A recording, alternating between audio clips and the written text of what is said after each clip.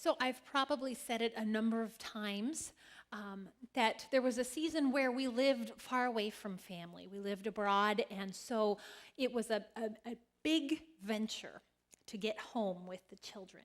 Our kids are about 21 months apart, so they're pretty close in age, and there were some times where there was 15 hours on an airplane with two very small, very anxious little people.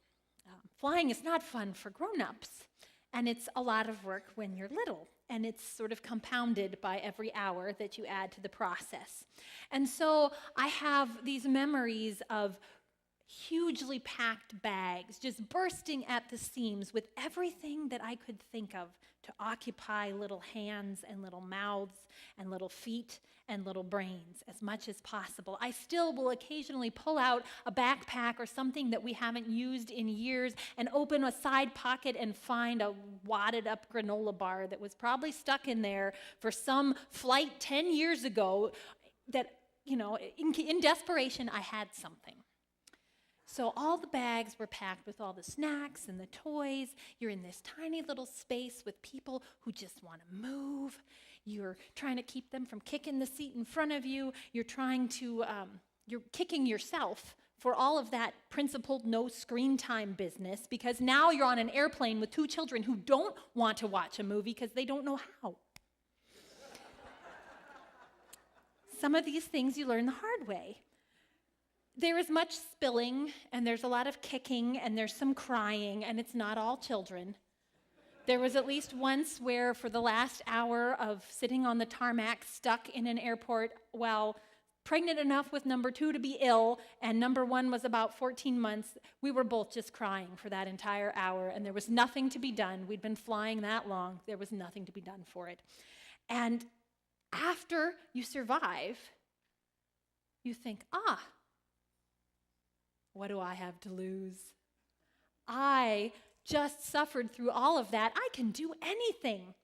That cannot possibly, whatever that is, be as daunting as sitting there with that screaming child who is kicking me and the people around him, or whatever the thing is.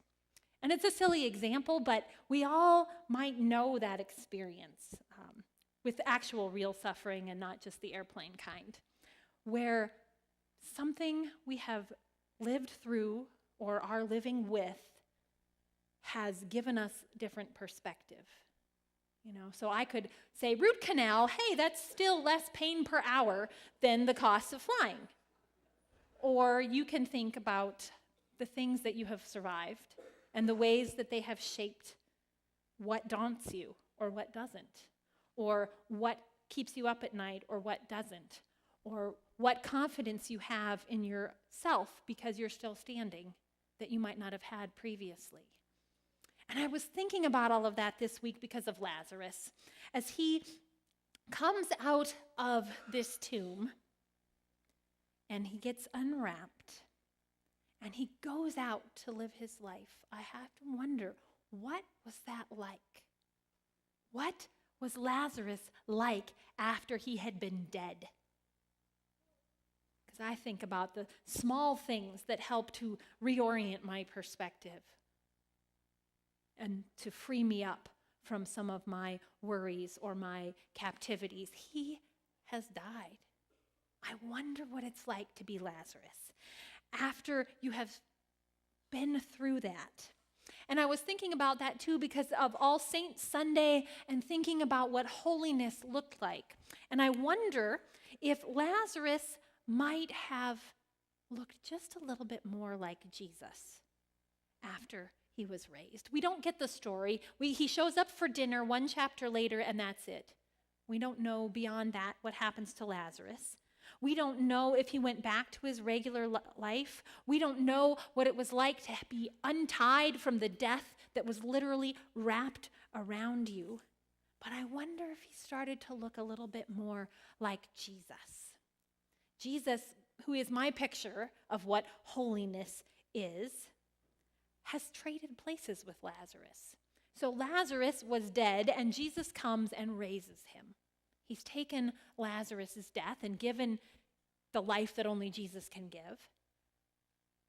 And when everyone sees what has happened, the verses after what we read says that the authorities who were tasked with keeping the peace and keeping the Romans happy and keeping everybody quiet said, "Oh no, this cannot be allowed." This was the moment where Jesus was marked for death. This is when they came together and said, "We must stop him, and it looks like the only thing that will do that is to kill him." And so Jesus comes and gives Lazarus life, and in doing that is marked for death. And Jesus is Jesus, so he's doing this willingly. He's doing this knowingly. And you have to wonder what Lazarus looks like after that. Because Jesus is what holiness looks like, right? And Jesus is free. That is the thing that marks Jesus over and over and again, the thing that makes people want to kill him because he doesn't play their games. He doesn't respect their power structures. Jesus is free. When people come to trap him with carefully crafted words and riddles, he just kind of walks through. Have you noticed that? It doesn't stick. They come and ask a sly question. He answers something completely different and moves along.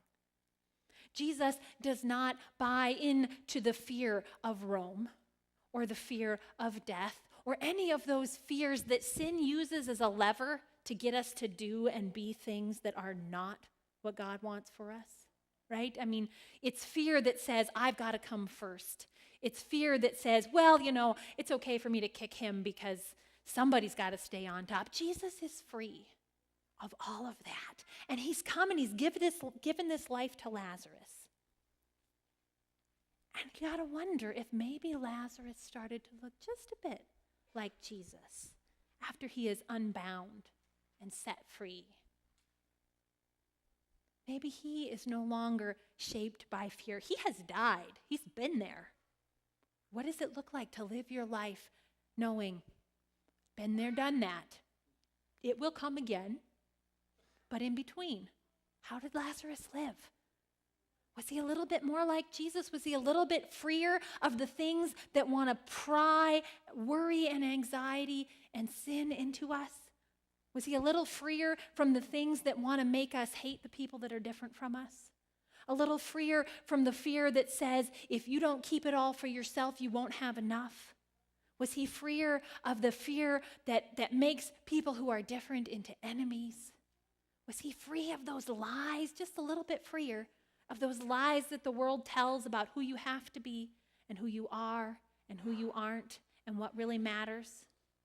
I think he might have been just a little bit more like Jesus, having been given that life. And here's the thing, on this All Saints Sunday with our trailing saints on our stoles and our long lists of names, Lazarus was dead and Jesus came and set him free. But the truth is, on the cross, Jesus did that for us. And in baptism, he writes it on our bodies. Jesus says to us in baptism, come out. Come out. Says to sin and death and all the things that want to own us and tell us who we are and squeeze that selfishness of sin into us. Says, untie her and let her go. Jesus has come to you and to me and said, I'm taking it.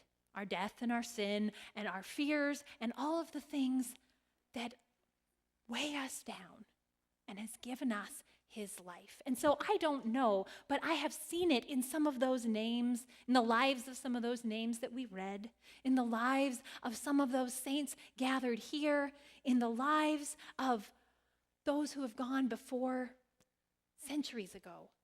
This little bit more freedom that comes from knowing that you are a child of God. Because the truth is, Jesus lived that freedom because he knew who he was. He lived as if those promises that we heard in Isaiah and Revelation, wrapped all around the names of those people we love, are already true. Jesus knew that that was already true. The home of God is among mortals in Jesus. And he will wipe every tear from their eyes, not because he's going to snap and we're all going to pretend it's great, but because Jesus comes and weeps alongside us.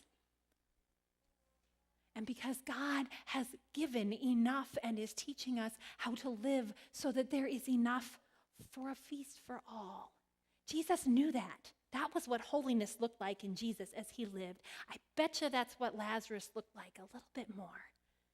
And as we sing in a moment with all the saints in glory, we can give thanks for the ways that they've shown us what that looks like, and also thanks for the ways that God has unbound us and frees us to disbelieve all those lies that the world wants to tell. Thanks be to God.